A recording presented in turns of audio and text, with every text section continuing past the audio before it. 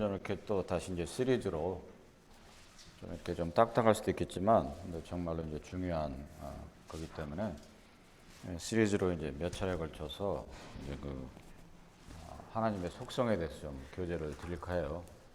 아마 2년 전쯤으로 제가 기억되는데 그 속성 중에 이제 두 가지를 제가 이제 커버를 했었는데, 하나는 이제 광대하심이었고 또 하나는 그 공급하심이었는데, 이제 그 하나님의 속성을 이제 우리가 성경에서 어떻게 보여주고 있느냐, 그것을 이제 공부하고 제대로 아는 것이 중요한 이유는 뭐냐면, 이제 우리 모두는 이제 하나님의 자녀들이잖아요. 하나님의 자녀이기 때문에 우리가 섬기는 하나님이 어떤 분이신가를 이제 정확히 아는 것이 굉장히 중요하겠죠. 그리고 그 속성을 그대로 이어받고 이제 이 땅에 오신 분이 이제 주 예수 그리스도시잖아요. 그래서 그분께서는 하나님이셨기 때문에 하나님의 모든 속성을 이제 다 지니고 이 땅에 오셨던 분이셨던 거죠. 그렇기 때문에 우리 주 예수 그리스도를 저희들이 집중해서 그분을 바라보고, 우리의 시선이 이제 항상 주 그리스도께 향하면 사실은 그 사람의 삶은 별로 문제가 없거든요.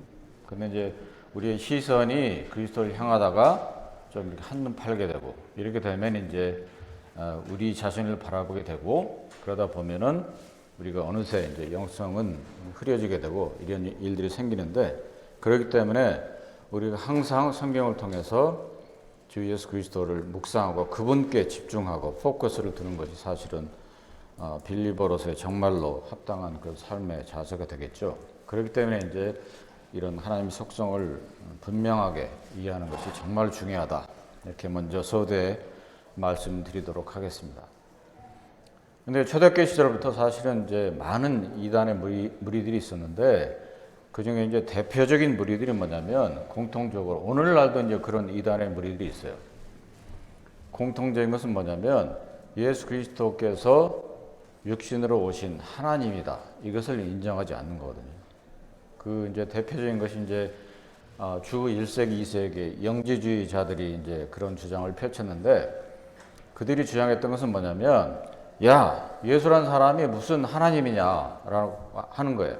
하나님이 어떻게 인간과 같이 육신을 입고 이 땅에 올 수 있느냐, 믿을 수가 없다. 그리스도라고 하는 건 뭐냐, 그들이 믿었던 건 그거예요. 어떤 신적인 영향력이다. 즉 예수란 사람이 많은 이적을 이 땅에서 베풀었던 것은 그가 세례 요한에게 침례받을 때 신적인 영향력이 하늘로부터 임했다. 그러다가 그것이 계속되다가 그가 십자가에 죽음으로써 그 신적인 영향력, 즉 그리스도라고 하는 그 영향력이 소멸됐다, 이렇게 이제 주장을 했던 거예요. 그러니까 결국은 그들이 얘기했던 것은 예수 그리스도라고 하는 사람이 결국 하나님이 아니었다라고 이제 주장을 했던 거죠. 그것을 시초로 해가지고 오늘날도 여전히 많은 그 이단의 무리들이 이 부분에 대해서 인정을 안 해요. 예를 들어서 뭐 성령의 잉태, 그 다음에 여러 가지 십자가의 사역, 부활, 이런 건 인정하는데, 유독 이 하나님께서 육신으로 오심, 이것에 대해서 이제 부정을 하는 거거든요. 그것이 이제 결국은 이단이다. 오늘날도 이제 대표적인 그런 주장을 하는 것들이 하는 무리가 누구냐면 몰몬이에요. 몰몬교. 몰몬은 주 예수님을 하나님으로 인정을 하지 않습니다. 그 이외에도 이제 다른 그 이단의 교리가 있긴 한데, 몰몬에 일단 이제 그 정도로만 말씀드리고, 그런데 이제 신약 성경 특히 여러 구절에 보면 주 예수 그리스도는 하나님이다, 이런 표현들이 많이 나와요. 그것이 이제 대표적인 게 우리에게 너무도 익숙한 구절이 이제 요한복음 1장 1절이잖아요. 1장 1절 잠깐 보고 오겠습니다. 요한복음 1장 1절 이렇게 선언을 하신 거예요. 그러니까 이제 유독히 이제 요한복음에만 이런 기록이 있고, 그리고 이제 요한 1서, 2서, 3서에 이제 사도 요한을 통해서 이렇게 기록을 하신 건데, 그 이유는 뭐냐면 요한이 오래 살았잖아요. 거의 100세까지. 그러니까 그 오랫동안 살면서 다른 사도들은 일찍 죽었단 말이에요. 순교를 당해서. 근데 요한 오래 살았기 때문에 영지주의자들을 비롯해서 이런 많은 이단의 무리들이 이것을 부정했다는 것을 알고 있었다는 거죠. 그렇기 때문에 요한복음 1장 1절 이렇게 시작하는 거예요. 태초에 말씀이 계시니라. 이 말씀이 하나님과 함께 계셨으니 이 말씀은 곧 하나님이시니라. 즉 이 말씀이 누구냐? 곧 예수 그리스도라. 이것은 이제 말씀에 주고 있는 거죠. 그래서 분명하게 요한복음을 시작하면서 예수 그리스도는 하나님이다. 이것을 이제 못 받고 시작을 하는 거죠. 왜? 중요하기 때문에.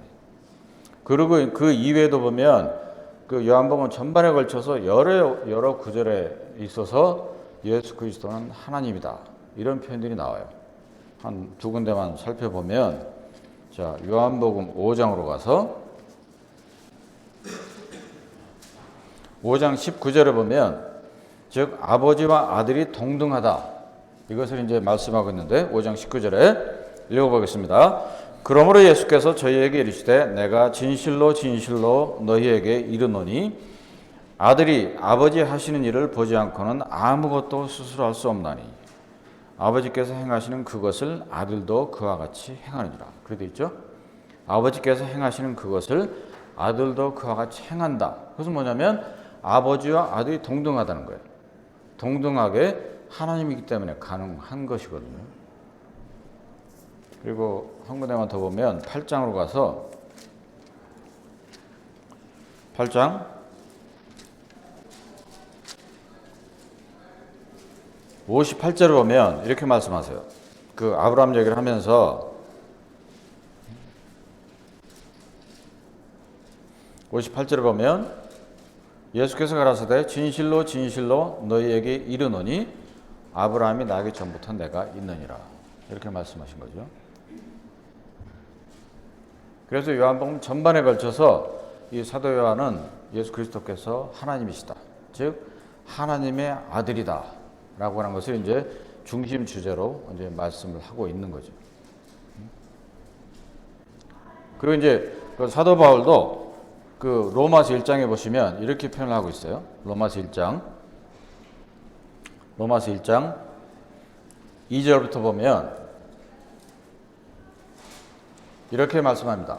이 복음은 하나님이 선지자들로 말미암아 그의 아들에 관하여 나오죠. 하나님이 그의 아들에 관하여 동등하다는 거죠. 성경에 미리 약속하신 것이라. 이 아들로 말하면 하나님의 아들이죠. 육신으로는 다윗의 혈통에서 나셨고 성결의 영으로는 죽은 가운데서 부활하여 능력으로 하나님의 아들로 인정되셨으니 그분이 누구냐? 곧 우리 주 예수 그리스도시니라. 즉 다시 이 로마서 1장 시작하면서 그렇게 분명히 선언하는 거예요. 예수 그리스도는 결국 육신을 입고 오셨지만 그분은 하나님이시다. 이렇게 말씀하고 있는 거죠. 자, 한 구절만 더 보면 골로새서 2장으로 가서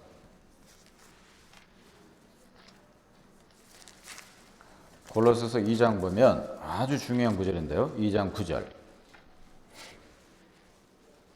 2장 9절 골로새서 그 안에는 즉 그리스도 안입니다. 그 안에는 신성의 모든 충만이 육체로 거하시고 이렇게 나와 있죠. 신성의 모든 충만이 육체로 거하신다. 이제 그 말씀은 하나님의 모든 능력과 속성이 그리고 본성이 육체로 그 안에 거하신다. 이런 얘기입니다. 즉 다른 말로 쉬운 표현을 해서 결국 그분은 누구냐? 하나님이시다. 이런 얘기죠.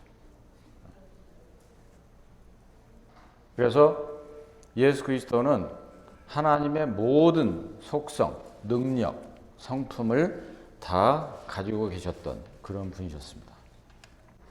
그렇기 때문에 우리가 예수 그리스도를 집중적으로 이런 부분에 대해서 이제 바로 알고 있어야 되는 것이 왜 그러냐면 로마서 8장에 있는 대로 그를 맏아들로 삼으셨다. 그리고 그를 통해서 구원받은 모든 사람들은 그 맏아들을 따르는 사람들 있잖아요. 그 맏아들을 닮고자 하는 사람들이기 때문에 그래서 예수 그리스도께서 가지고 계신 모든 속성, 본성, 성품을 제대로 알고 따라가야 되기 때문에 그런 것들을 이제 올바로 하는 것이 중요하다. 그렇게 이제 먼저 말씀드릴게요. 근데 이제 이와 관련해서 제가 이제 세 가지 말씀드렸어요. 본성, 속성, 그리고 성품 이렇게 세 가지 말씀드렸는데 그 본성하고 이제 본성에 대해서는 이제 그 베드로후서 1장에 이제 우리가 신의 성품이라고 번역이 되어 있잖아요. 개혁성경, 뭐 개혁개정 그렇게 되어 있는데 킹 제임스 그를 번역한 한글본 성경이 있는데 거기서는 그 본성이라고 번역을 했어요. 사실은 이제 가장 합당한 번역인데 이제 좀 이제 영어로 써서 좀 죄송하긴 한데 거기 보시면 원문이 뭐냐면 divine nature거든요. nature. 근데 이제 그 nature라는 그 단어가 우리말로 번역하기가 참 쉽지 않은 단어예요. 그 뜻 의미가. 근데 이제 가장 가까운 게 이제 본성이라고 번역하는 것이 이제 가장 가깝습니다. 그래서 그 nature에 대해서는 성경이 이제 거기에 기록이 되어 있고, 근데 하나님의 성품과 그리고 속성에 대해서는 분명하게 이렇게 언급이 되어 있지는 않아요. 그래서 이제 그렇지만 이제 많은 그 학자들이 이것을 이제 성경을 통해서 연구를 많이 했죠. 해가지고 이제 여러 가지 그 하나님 속성을 이렇게 구체적으로 이제 발견해서 성경에서 발견해서 그래서 이제 설명하고 가르치고 했고, 그리고 이제 성품도 마찬가지 했는데 이제 한 가지 이제 우리가 좀 알고 있어야 될 것은 그것이 이제 학자들마다 조금씩 의견이 달라요. 그러니까 예를 들어서 어떤 항목은 어떤 사람들은 그 속성에 집어넣는데 반면에 어떤 사람은 그건 속성이 아니다, 성품이다. 아니면 어떤 사람들은 하나님의 본성이다. 이렇게 이제 좀 배열이 다를 수가 있다는 거죠. 다를 수 있는데 이제 그것이 중요한 것은 아니고 우리가 이제 배워야 될 것은 성경을 통해서 어떠한 하나님의 속성을 성경은 말씀하고 있는가, 그리고 어떠한 하나님의 성품을 말씀하고 있는가, 그리고 어떠한 하나님의 그 본질, 본성을 말씀하고 있는가. 이것을 이제 알고 저희들이 이제 그리고 그것을 이제 깨닫고자 하고 우리 삶에 적용하고자 하고 이런 것들이 중요한 거죠.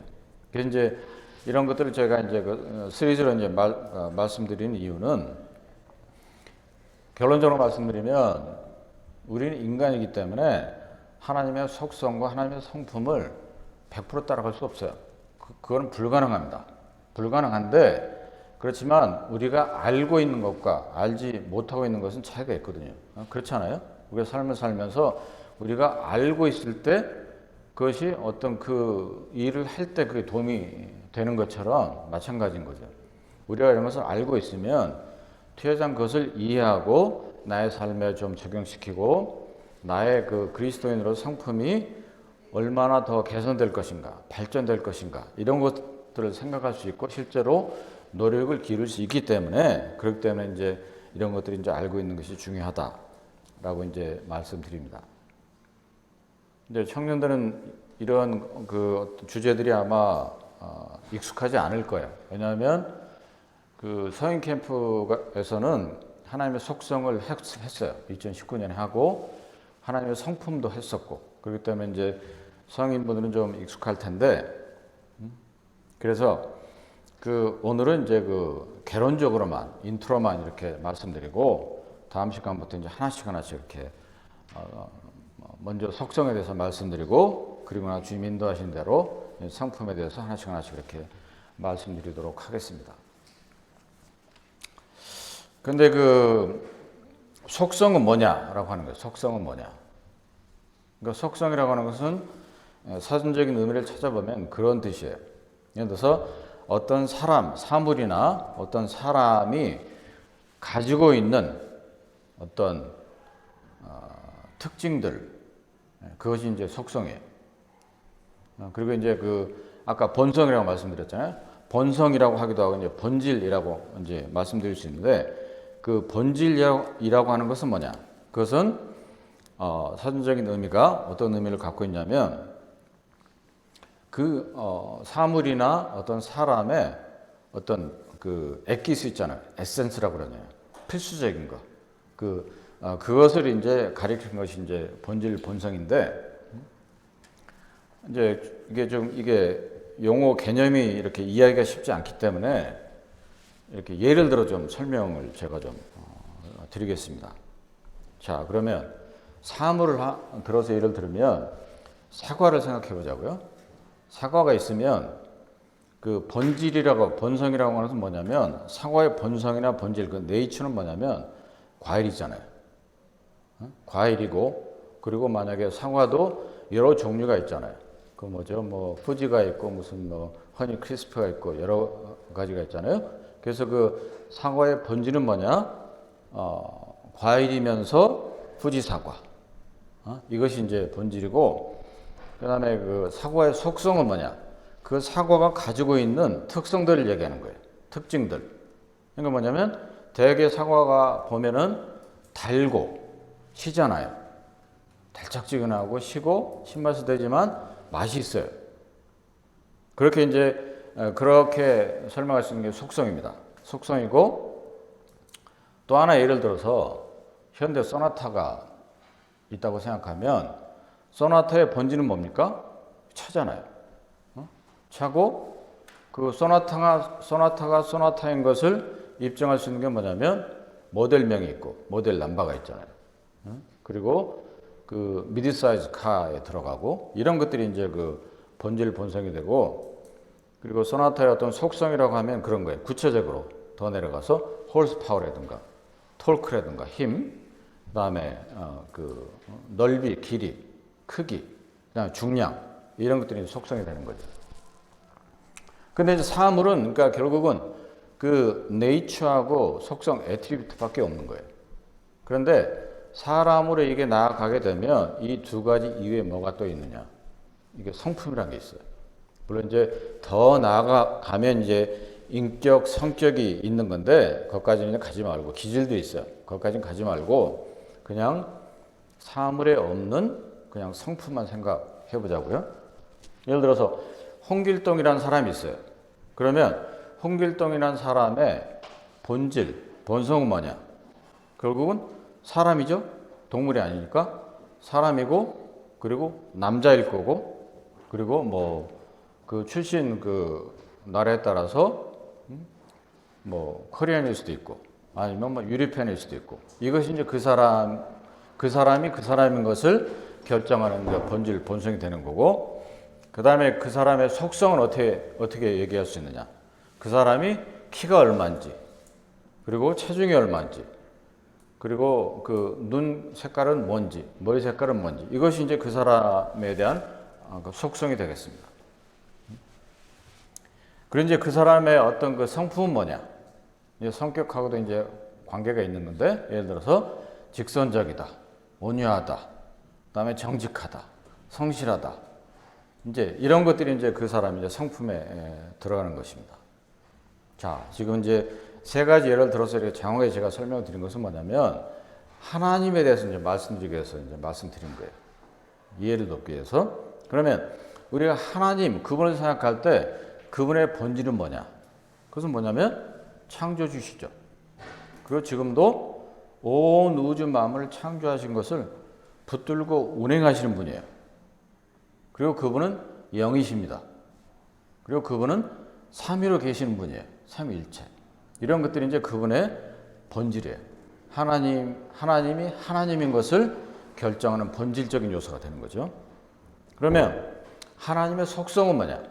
하나님께서 보유하고 계신 특징들, 특성들을 다 포함하는 겁니다. 우리가 잘 알듯이 전지하시고 전능하시고 편지하시고 여러 가지가 있잖아요. 그런 것들이 결국은 하나님의 속성입니다. 그럼 속성에 그 관계된 거긴 하지만 그러면 하나님의 성품은 뭐냐? 그것은 뭐냐면 그분이기 때문에 가능한 밖으로 드러난 우리가 그분을 통해서 배울 수 있는 어떤 출력물이에요. 예를 들어서 그분은 사랑이시다, 은혜로우시다, 자비로우시다, 오래 참으신다. 이러한 것들이 뭐냐면 그분의 성품이에요.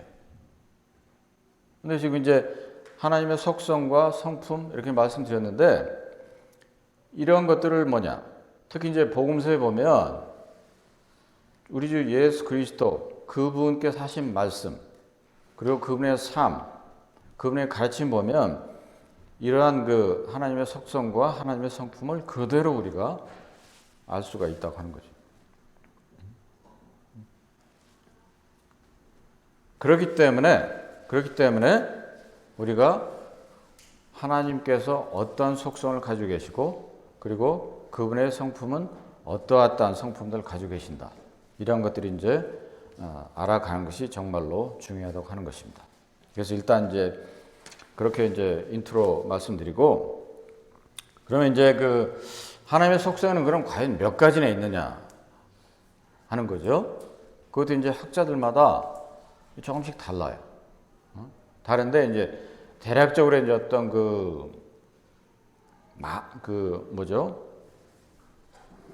많은 학자들이 보편적으로 인정하고 언급하는 그런 속성들만 이제 저희들이 볼 텐데 가장 대표적인 게 뭐냐면 전지전능 편재죠.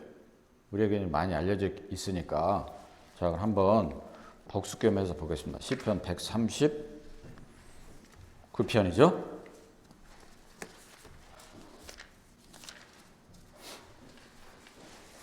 이 그 한 편의 시에 세 가지 속성이 다 이제 언급이 돼 있어요.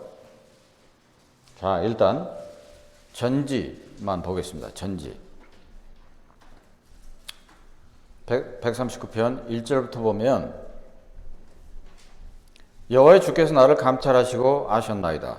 주께서 나의 앉고 일어섬을 아시며 멀리서도 나의 생각을 통촉하시오며 나의 길과 눕는 것을 감찰하시며 나의 모든 행위를 익히 아시오니 다 이제 아신다 이렇게 돼 있죠. 여호와 내 혀의 말을 알지 못하시는 것이 하나도 없으시니이다. 주께서 나의 전우를 들으시면 내게 안수하셨나이다. 이 지식이 내게 너무 귀하니 높아서 내가 능히 미치지 못하나이다. 이게 이제 전지하십니다. 따로 이제 나중에 전지하심 하나를 놓고 이제 제가 말씀드릴 거예요.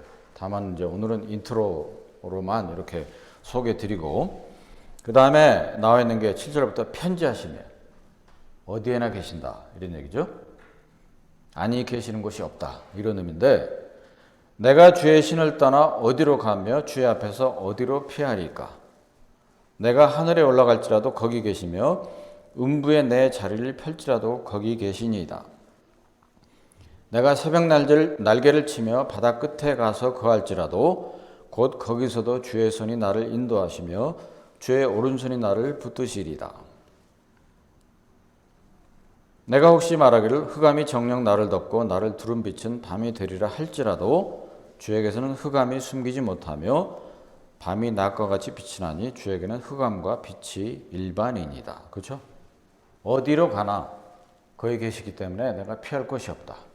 그리고 내가 흑암 가운데 있다 할지라도 거기 계신다 이런 얘기잖아요.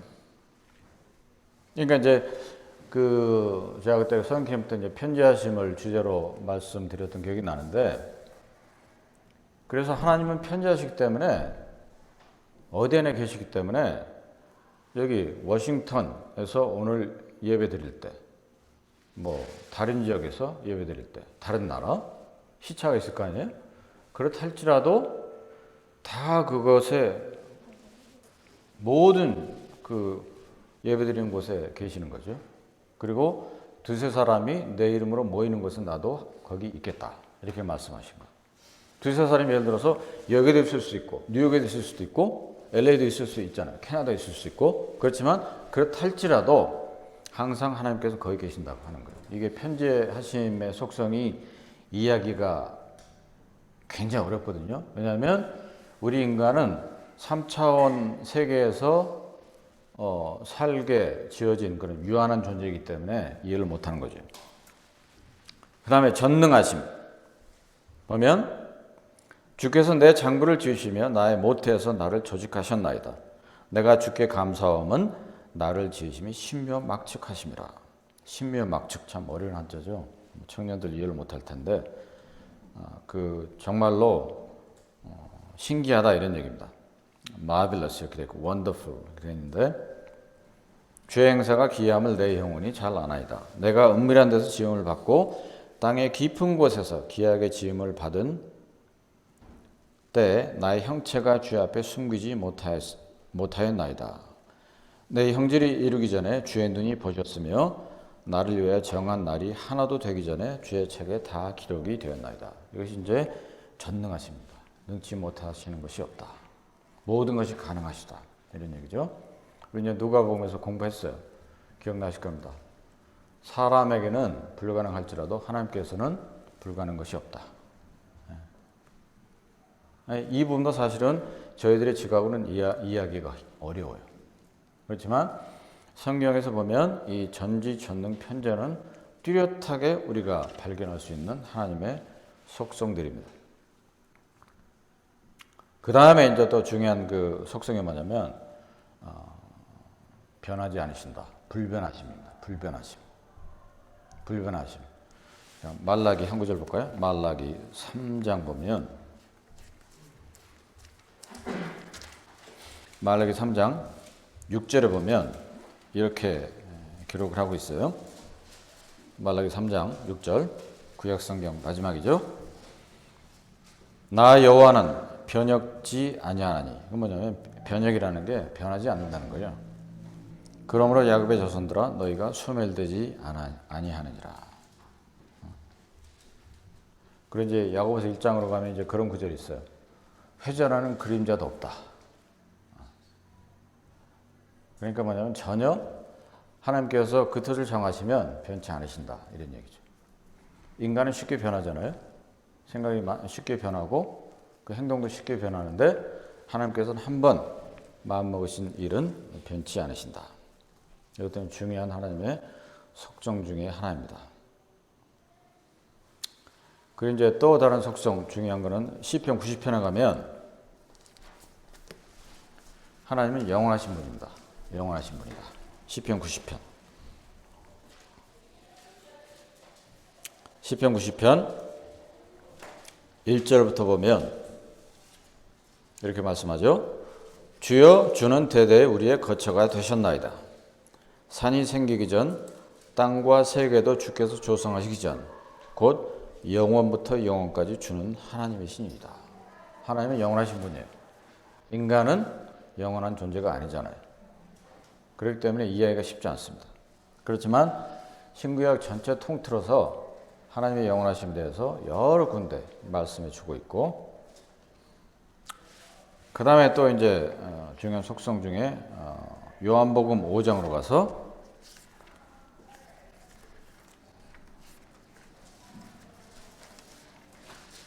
요한복음 5장 26절 보시면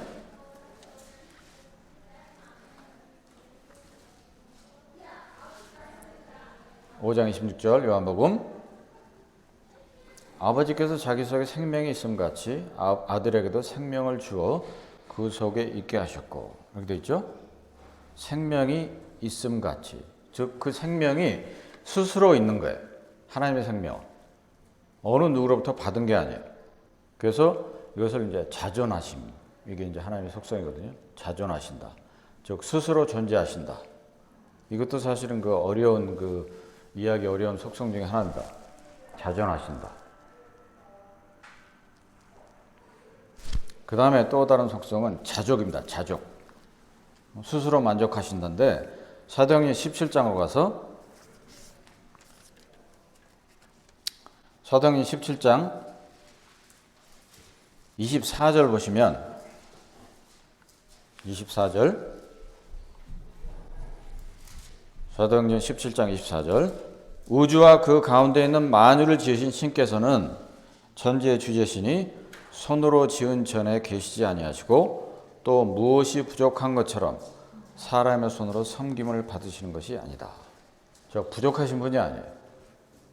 모든 것이 가능하시고 모든 것을 공급하시고 모든 것을 가지고 계신 분이시기 때문에 부족한 것이 없는 거예요. 그래서 자족함 이렇게 이제 이름을 붙이는데, 그 이제 또 이제 다음 속성은 뭐냐면 무한하신 분이에요. 열왕기상으로 가서 열왕기상 8장으로 가면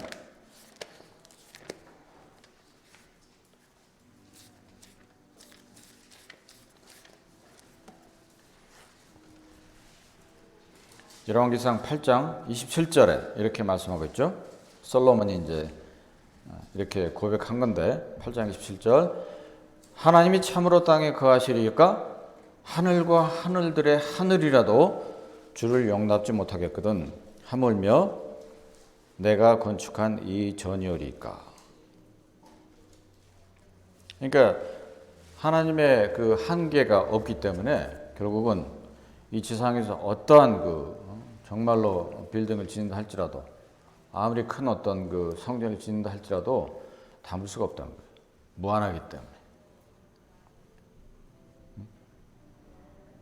그 다음에 다음으로 볼 것은 이제 광대하심인데 시편 145편 보겠습니다. 광대하심은 이제 그때 한 2년 전에 제가 이제 교재를 자세히 드렸던 속성 중에 하나인데요. 자, 145편 시편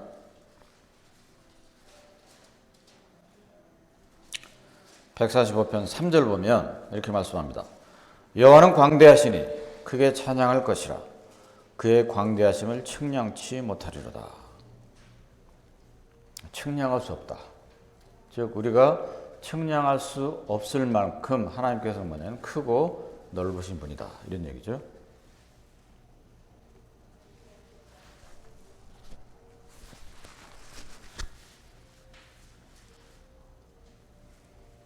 그리고 이제 또 다른 중요한 속성 중에 하나는 에베소서 1장으로 가세요.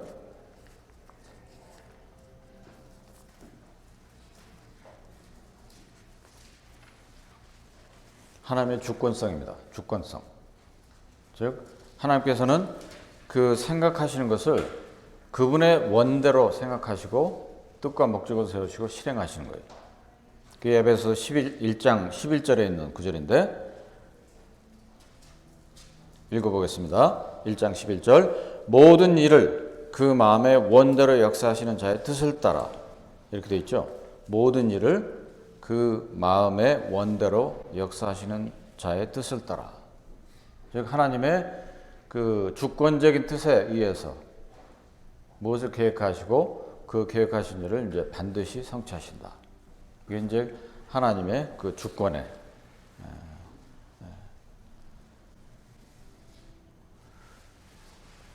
해당되는 거고요. 그 다음에 이제 그 속성 전환은 하나님께서는 거룩하신 분입니다. 굳이 이 부분을 이제 찾지 않아도 우리에게 익숙하죠. 오직 유일하게 거룩하신 분. 그 거룩하신 분이기 때문에 인간이 그분께 감히 범죄할 수 없고 나갈 수 없다. 그렇지만 예수 그리스도께서 희생 제물이 되셔서 저희들을 그 거룩함에 이를 수 있도록 하셨다. 그 다음에 이제 또 속성은 공의로우신 분인데 느헤미야 가서 한 구절 보겠습니다. 느헤미야 9장 가면 공의하신 분에 대해서 기록을 하고 있는데 느헤미야 9장 33절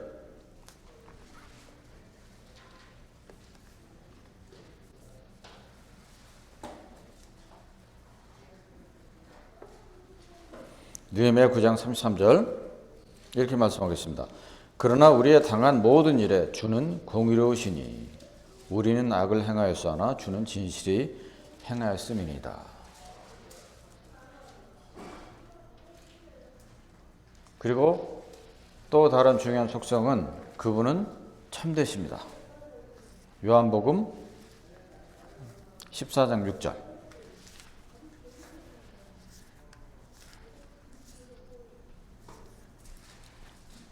우리에게 너무 익숙한 구절이죠. 내가 곧 길이요 진리요 생명이니 즉 진리 되신다. 진리이시다. 참되시다. 이제 대충 이 정도로만 지금 이제 속성을 이제 이렇게 좀 말씀드렸는데 지금까지 말씀드린 속성이 이제 대표적인 속성들이에요. 많은 그 학자들이 인정하는 일반적으로 인정하는 속성들이고 이제 어떤 분들은 하나님의 성품을 이제 속성으로 봐도 된다. 이렇게 이제 말씀하시는 분들이 있는데 좀 더 구체적으로 뭐 그렇게도 상관은 없어요. 상관없는데 예를 들어서 하나님은 사랑이시고 은혜로우시고 자비로우시고 오래 참으시고 그다음에 선하시고 이러한 것들도 이제 결국은 하나님의 속성 중에 하나다 이렇게 이제 분류하시는 분들도 있는데, 근데 그거보다는 이것은 사실은 그 하나님의 성품하고 이제 더 가깝죠. 하나님의 성품하고 좀 가까운데, 왜냐하면 그것을 이제 왜 굳이 성품이라고 하냐면 성품의 어떤 그 의미는 어떤 거냐면요, 윤리적이고 도덕적이고 어떤 사회적인 자세나 태도, 믿음, 이것이 이제 그 성품이거든요. 그러니까 예를 들어서 윤리적으로 아주 고결한, 도덕적으로 뛰어난 어떤 자세나 기준, 이런 것들이 이제 우리가 이제 통상적으로 성품이라고 하는데, 그렇기 때문에 많은 학자들이 이제 이런 것들은 이제 하나님의 성품 쪽에, 그쪽으로 분류하는 것이 합당하다 이렇게 이제 보는 거예요. 저도 이제 그렇게 생각합니다. 그 하나님의 속성과 하나님의 성품은 분명히 달라요. 다릅니다. 근데 이제 한 가지 우리가 또 기억해야 될 것은 뭐냐면, 하나님의 속성은 정말로 인간으로서는 온전히 이해하기가 불가능하고, 이해한다 손 치더라도 그것을 속성을 닮아가는 것은 굉장히 어려워요. 그렇지 않겠어요? 전지하심, 그게 가능하겠습니까? 물론 이제 일부 어떤 아주 그냥 그 타이니 빛이라고 그러죠. 그야말로 아주 작은 어떤 규모에 있어서 내가 무엇을 안다, 이것도 가능하죠. 예를 들어서 재환 형제가 화요일 날 한국으로 가요. 알고 있는 거잖아요. 그러면 재환 형제한테 필요한 게 무엇일까? 물어봐서 알 수도 있잖아요. 그 정도인 거지. 사실 예를 들어서 미래를 아는 예지력이 있다거나 이런 건 전혀 아니거든요. 그리고 재환 형제가 한국 가서 무슨 일을 할지, 누구를 만날지 제가 알 수가 없는 거잖아요. 그렇기 때문에 이 하나님의 속성 부분에 관한 한 그야말로 먼지여다 같은 부분만 우리가 따라갈 수가 있다라고 하는 거예요.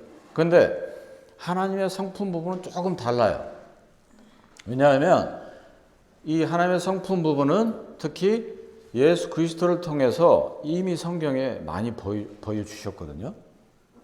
그렇기 때문에 결국은 또 하나님께서는 하나님의 그 예수 그리스도의 성품을, 그 받아들인 그분의 성품을 그분을 따르는 많은 그리스도인들이 닮아가기를 원하신다고 하는 거죠. 예를 들어서 하나님은 사랑이시다, 자비로우시다, 은혜로우시다, 오래 참으신다.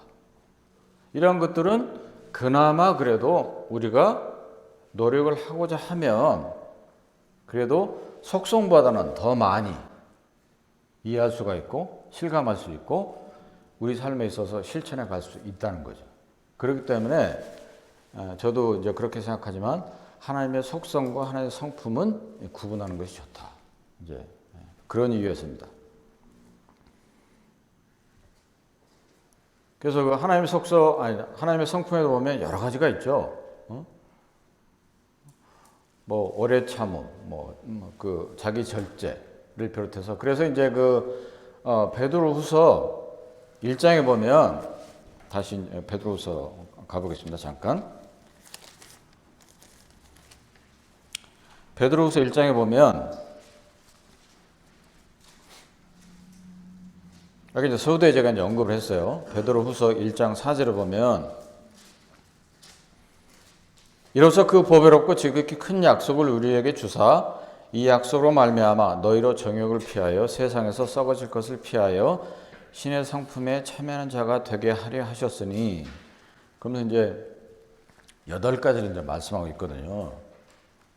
근데 이제 이걸 이제 성품보다는 이제 본질, 본성이 더 이제 합당하다 이렇게 말씀드렸는데, 그 이제 왜냐하면 그 원문이 그 네이처예요, 디바인 네이처, 신적인 본질, 신적인 본성. 이건 이제 성품하고 조금 차이가 있어요. 근데 그 8가지를 한번 쭉 보면 이렇게 말씀하고 있죠. 믿음, 덕, 지식, 절제, 인내, 경건, 형제의회, 사랑. 근데 이제 이 사랑이라고 이제 이 기록된 영문 번역본이 있는가 하면, 근데 이제 어떤 번역본들은 어떤 단어로 이제 번역이 되어 있냐면요. 그 뭐죠? 그 체리티라고 그러잖아요. 체리티. 예를 들어 우리가 연말이나 이런 데 보면 이렇게 뭐 그 체리티 오르가니제이션에 도네이션 많이 하잖아요. 그러니까 자선? 그러니까 이제 자선이라고 이제 기록된 그 영문 번역본이 상당히 많습니다.